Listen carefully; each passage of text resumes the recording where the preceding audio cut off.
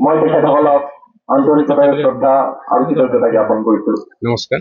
আজিৰ এই সুন্দৰ অনুষ্ঠানটো খুব সুন্দৰ অনুষ্ঠান আপোনালোকে ইতিমধ্যে দেখা পাইছে। যে এগৰাকী অন্যতম উদ্যোক্তা কাৰণ আমাৰ আমি কি হয় যান্ত্ৰিকতাৰ যুগত আধুনিকতাৰ যুগত এনেকুৱা হৈছে যেন আমি ঐতিহ্যৰ পৰা যি আমাৰ সংস্কৃতি সেইটোক আমি পৰম্পৰা যি আমাৰ সেইটো আমি লাহে লাহে বিলুপ্ত হ'ব ধৰিছে বা আমি পাহৰি যাই আছো।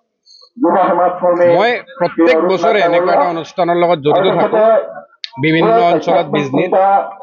যোৱা কেইদিনমান আগতে আমাৰ বিজনেছ শাখা সত্ৰৰ উদ্যোগত তেওঁলোকৰ লগত কথা পাতি তেওঁলোকৰ আমন্ত্ৰণ মৰ্মে আজি আমি আমাৰ বিজনেছ শাখা সত্ৰ লগতে বিজনেছ সত্ৰ আমাৰ এই অঞ্চলৰ ৰাইজৰ লগত লগ লাগি সকলোৱে আমি চাওক আমাৰ কৃষি কৰ্মত আমি সকলোৱে কৃষি কৰ্মৰ লগত জড়িত। ইমান কষ্ট কৰি আমাৰ ধান ৰুৱে, ধান ৰোৱাৰ পিছত কি হয় আমি আগ আনো আমাৰ পৰম্পৰা মতে, তাৰ পিছত আমি সকলোৱে লগ ভাগ হৈ আমি কি কৰো নাবান্য বা নশ আমি হেৰি কৰো।